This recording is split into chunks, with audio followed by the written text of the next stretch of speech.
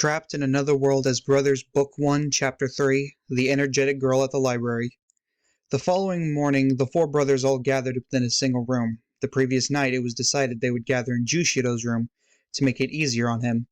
However, there was an unspoken awareness between them of the events that happened between Komari and Yuki. Nobody was going to say anything, but they were all aware. Jason spoke up.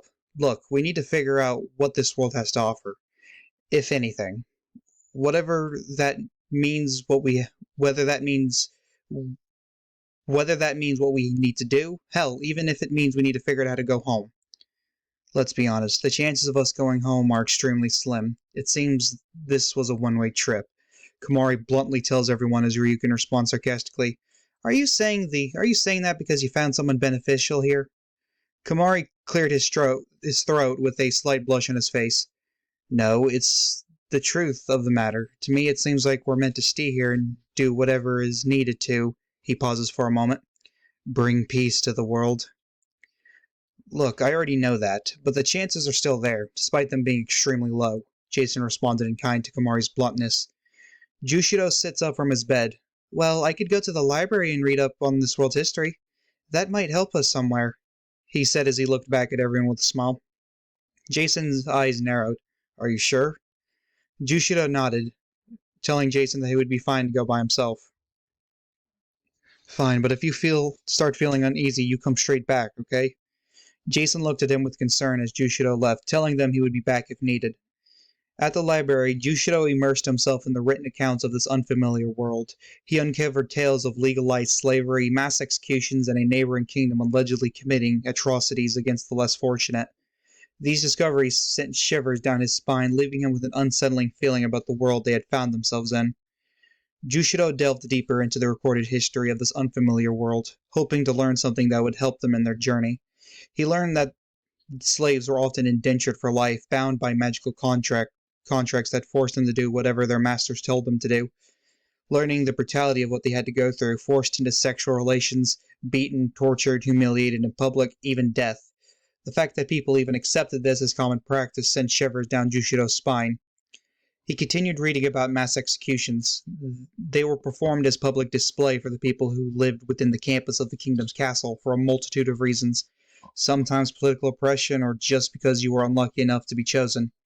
A reason was always given for these executions. Regardless of how ridiculous it sounded, the people went along with it in fear of being executed for treason. Jushido then came across books about a nearby kingdom known as Xylem. The accounts from this kingdom were nothing but chilling. The kingdom was known for its corruption and cruelty. The kingdom was believed to be engaged in a form of socio-economic warfare, exploiting and oppressing the impoverished citizens. Whispers of a potential genocide of the underprivileged sent shockwaves through Jushido's body. As he pored over these disturbing chronicles, Jushido couldn't help but wonder about the world's moral compass, the blatant disregard for human rights, and the acceptance of suffering as part of the social fabric left him with a profound sense of unease. He realized that their task in this world was not going to be simple, as the layers of darkness and oppression seemed deeply ingrained within society. As Jushido was continuing his reading, he had accidentally bumped into someone. The result was both of them clumsily dropping their books and butting heads with each other, a bruise immediately forming on Jushido. Oh, I'm so sorry. Please, let me get that for you, the young woman apologized to Jushido as she reached down and grabbed his book. It's no big deal, really. Jushido waved away any concern the woman might have had as she looked at his book. He was reading about the Xylem Kingdom, and it caused her eyes to narrow before she jolted with excitement. Oh, so you're interested in history? Her excitement was contagious as Jushido smiled. Yeah, something like that, he responded in kind. Oh, I'm sorry. My name is Shiori. Shiori had long brown hair, crystal blue eyes that shined in the light, round black glasses, wearing a thin black coat unzipped over a gray t-shirt and a black skirt. My name is Jushido, he introduced himself to Shiori. As they continued to discuss history together, the excitement in Shiori's eyes was infectious, and as they began discussing history, the conversation flowed easily between them. Shiori's passion for the subject was evident in the way her words animated the stories of the past. Her eyes sparkled with enthusiasm, making the once dreary library come to life. As they delved deeper into the annals of history, their animated discussion began to draw the attention of nearby patrons.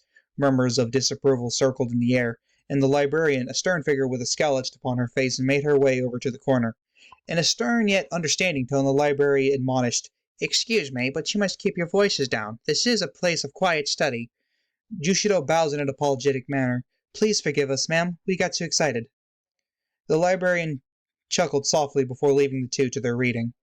After a while, they decided to leave the library and continue their conversation outside. As they made their way towards the library's exit, Shiori, intrigued by her newfound acquaintance, asked, "So, where are you staying? I can tell you aren't from around here." Jushido had forgotten how easy it was to tell them apart from everybody and hung his head down low in shame. However, as they stood at the entrance of the library, and as he was about to answer her, Jushido's vision began to blur. He clutched the doorway for support as a wave of dizziness came over him. It was as if the very ground beneath his feet had shifted. Shiori, noticing his sudden distress, reached out to steady him, but before she could reach him, Jushido had fallen onto the ground unconscious. Shiori dropped down to check on him, but to no avail. He was out cold, his heart beating like a drum. A corrupt kingdom veiled in darkness shall meet its reckoning, a promise heralded by four brothers upon their arrival. The dawn they bring comes with a crimson hue, for the seeds of discord and conflict shall flourish. The shadows of the brothers are darker than those of the dispelled. Their ascent to power, bathed in false promises, shall unleash a tempest of bloodshed and war, leaving the realm more fractured and desolate than before. The people, yearning for salvation, shall find themselves ensnared in a cycle of strife, their dreams of a better world fading like a distant memory. End of Chapter 3.